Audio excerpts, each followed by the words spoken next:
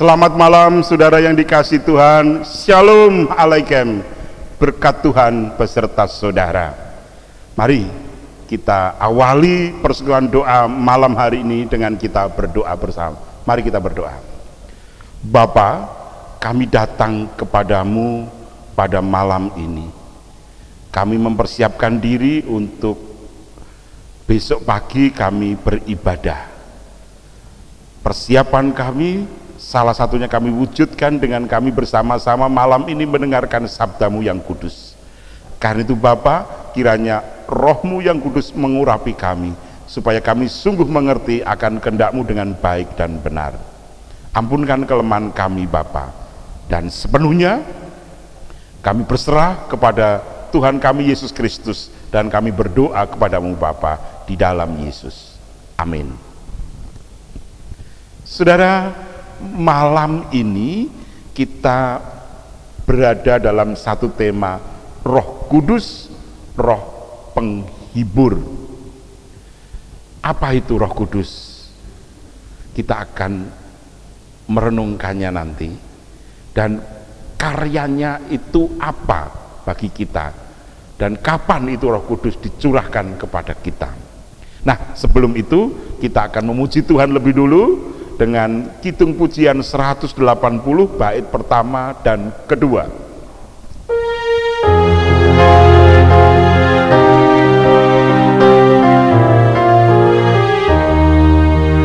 Roh Kudus membawa terang, bersinarlah cemerlang, agar malam hari gelap jadi fajar yang cerah. Tuhanku setia, Engkaulah pengharapanku, curahkanlah kuasa-Mu, Roh Kudus di hatiku. Tuhan, Tuhan, sucikanlah hatiku.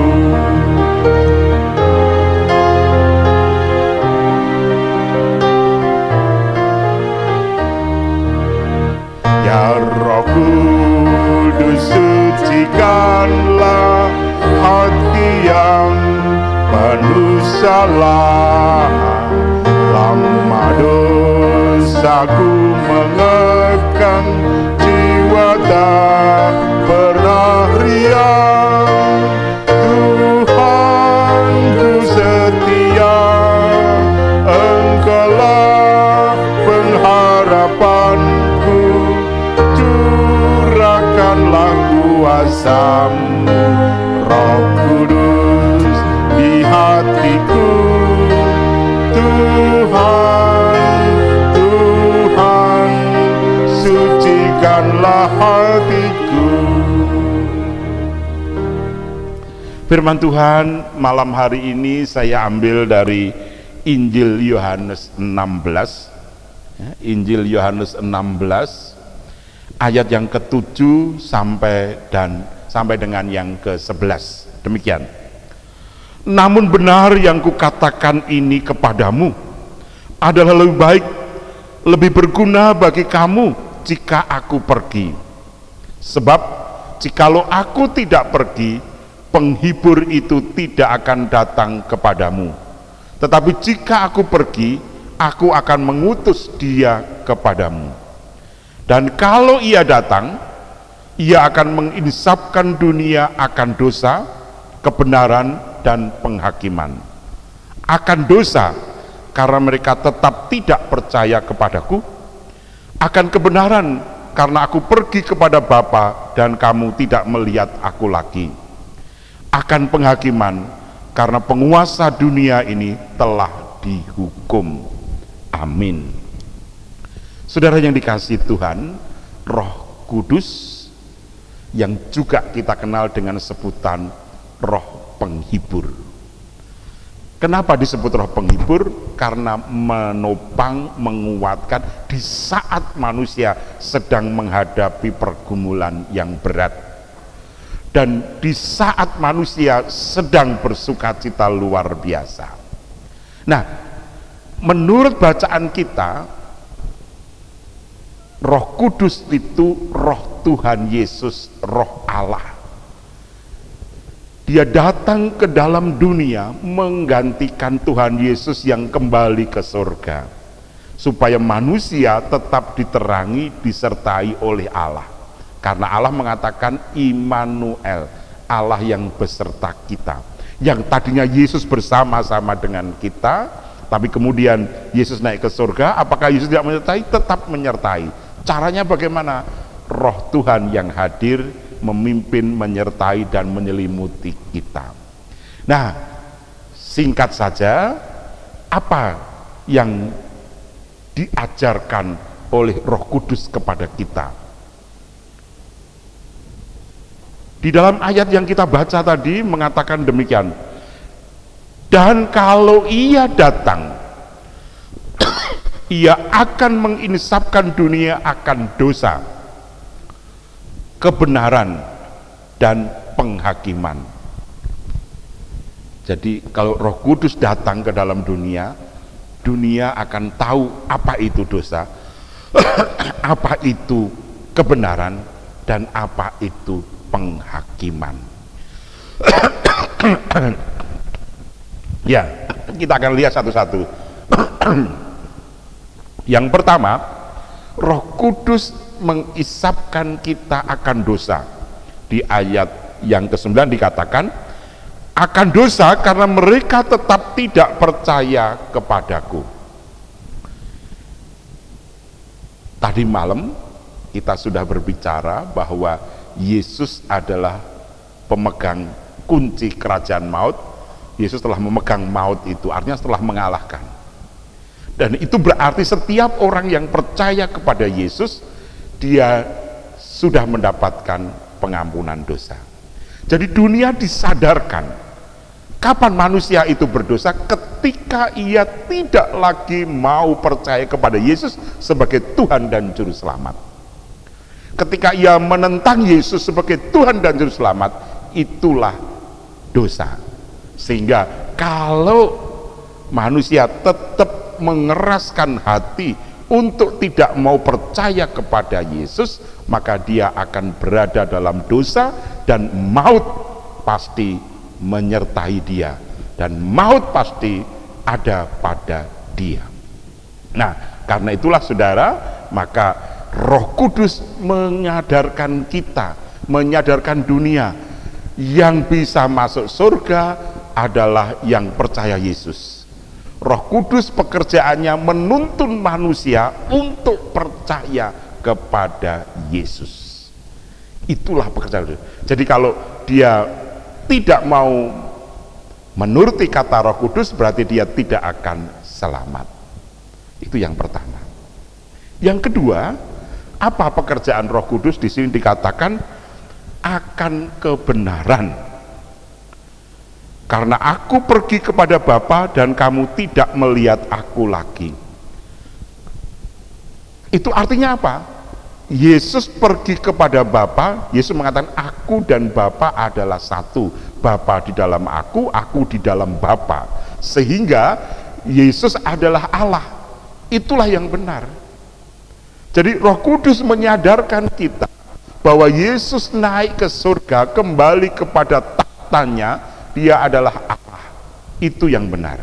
Nah, saudara yang dikasihi Tuhan, pengakuan iman kita, aku percaya kepada Allah Bapa yang Maha Kuasa, Khalik langit dan bumi, dan kepada Yesus Kristus, Anak yang tunggal Tuhan kita, yang dikandung daripada Roh Kudus, lahir dari darah Maria, yang menderita sengsara di bawah pemerintahan Pontius Pilatus, disalibkan, mati, dan dikuburkan, turun ke dalam kerajaan maut, dan pada hari yang ketiga bangkit pula dari antara orang mati, dan kemudian naik ke surga, duduk di sebelah kanan Allah Bapa yang Maha Kuasa, dan akan datang dari sana untuk menghakimi orang yang hidup dan yang mati. Nah, saudara-saudara yang dikasihi Tuhan, sampai di situ dulu saya ingin mengatakan Artinya apa? Bahwa ketika Yesus berkarya dalam dunia itu nyata, bukan abal-abal, bukan bohong-bohongan. Saudara, saya ingin mengatakan kepada saudara, ada 3 sejarawan dunia yang sangat terkenal. Yang pertama adalah Flavius Josephus, atau dibalik Josephus Flavius, tapi Flavius Josephus. Itu adalah sejarawan orang Yahudi, orang yang dari bangsa yang menentang Yesus. Saudara Flavius Josephus ini mencatat, menulis bahwa Yesus itu disalibkan pada masa pemerintahan Tiberius. Wali negerinya adalah Pontius Pilatus pada saat hari persiapan. Apa hari persiapan itu? Itu adalah hari Jumat sore, persiapan hari Sabat, atau juga persiapan hari Paskah. Jadi itu berarti Yesus disalibkan pada persiapan hari Paskah, hari Sabat. Jadi saudara-saudara, jelas bahwa orang yang menentang Yesus pun mengakui bahwa Yesus itu disalibkan. Kalau kita baca dalam Injil Yohanes itu ayat pasal 20 ayat 16a, jelas bahwa disalibkan, bahwa Pontius Pilatus menjatuhkan hukuman mati dengan cara disalib atas desakan para pemuka agama kita. Flavius Josephus, seorang sejarawan Yahudi, menulis dengan jelas. Jadi di situ jelas bahwa orang Yahudi pun mengakui Yesus itu hidup, disalib itu, dan disitulah kemudian Yesus bangkit, akhirnya naik ke surga. Sejarawan Italia, Roma, Cornelius juga mencatat bahwa pada zaman Kaisar Tiberius, wali negerinya Pontius Pilatus, ada seorang yang saleh, yakni Yesus yang disebut Kristus, itu disalibkan oleh orang Yahudi, oleh Pontius Pilatus, dijatuhi hukuman mati dengan cara disalib atas desakan orang-orang Yahudi. Jadi apa yang dikatakan oleh sejarawan Italia, Romawi, sama dengan apa yang dikatakan oleh sejarawan dari Yahudi. Kemudian juga ada sejarawan dari Yunani. Sejarawan dunia juga jelas mengatakan itu, bahwa ada orang yang baik. Tychicus mengatakan ada orang yang baik yang disebut Yesus itu telah disalibkan, dan penyalibannya jelas, yakni pada pemerintahan Pontius Pilatus atas juga desakan, tekanan dari orang-orang Yahudi. Jadi saudara, dunia waktu itu diwakili oleh Yunani yang juga menentang ajaran Yesus, oleh orang Yahudi yang menentang Yesus, tidak mengakui Yesus sebagai Mesias, demikian juga tentara Romawi yang mungkin ini adalah yang netral. Semuanya mengakui bahwa Yesus itu disalibkan pada hari persiapan, pada hari Jumat, dan kemudian dia penyalibannya itu sampai mati karena ditusuk, digantung, dan seterusnya. Jadi dengan jelas kalau Yesus itu mengutus rohnya, Roh Kudus, Roh Penghibur, menyadarkan akan dunia, akan apa? Akan kebenaran bahwa Yesus memang benar disalib, mati, dan kemudian bangkit naik ke surga. Itu benar. Jadi itu bukan abal-abal, bukan bohong-bohongan. seperti kata banyak sekte yang mengatakan Yesus ini dan sebagainya. Yang betul adalah, jadi jelas kesaksian 3 orang yang semuanya menentang Yesus tetapi mengakui bahwa Yesus itu orang yang baik yang disalibkan, dan itu terjadi atas desakan orang-orang Yahudi pada zamannya Kaisar Tiberius, wali negerinya adalah Pontius Pilatus Cetho itu. Nah, karena itulah maka mari kita juga sadar kebenaran ini senantiasa kita yakini bahwa Yesus Tuhan dan Juru Selamat kita itu ya dan amin.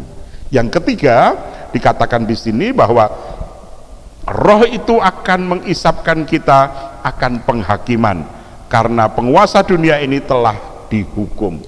Jadi jelas Yesus yang pemegang kunci maut tadi, maut telah dikalahkan dan dihukum. Kalau tidak mau nurut Yesus berarti dalam penghukuman. Artinya apa? Di akhir zaman kita akan dihadapan pada pengadilan Allah. Dan pengadilan Allah tolok ukurnya jelas, percaya Yesus atau tidak, percaya Yesus hidup masuk surga, tidak percaya masuk neraka. Karena itu saudara yang dikasihi Tuhan, malam ini saya mengajak saudara untuk tetap percaya Yesus, bahwa Yesus adalah penyelamat dunia, penyelamat kita, penebus kita, hakim yang adil di akhir zaman. Sehingga siapapun yang percaya kepada Yesus, ia pasti masuk surga, bukan moga-moga, bukan kiranya, tetapi pasti masuk surga ketika kita percaya Yesus. Amin. Mari kita bersatu. Terima kasih Bapa, malam ini mengingatkan kami sungguh bahwa Roh Kudus menyadarkan kepada kami akan dosa, kebenaran, dan penghakiman, supaya kami tetap yakin bahwa Yesus adalah Tuhan dan Juru Selamat kami. Ajarkan kepada kami untuk kami setia kepada Tuhan Yesus Kristus. Terima kasih Bapa, di dalam Tuhan Yesus kami berdoa, dan damai sejahtera Tuhan Yesus Kristus dan kasih Allah Bapa serta persekutuan Roh Kudus menyertai saudara sampai Maranatha. Amin. Kita akan akhiri dengan pujian dari Kidung Pujian 180 tadi, bait ketiga dan keempat.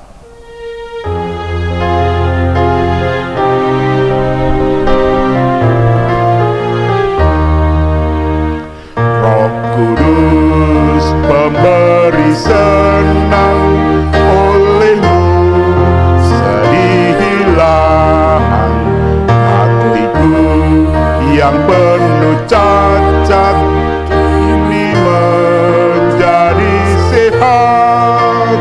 Tuhanku setia, Engkaulah pengharapanku, curahkanlah kuasa-Mu, Roh Kudus di hatiku. Tuhan, Tuhan, sucikanlah hatiku.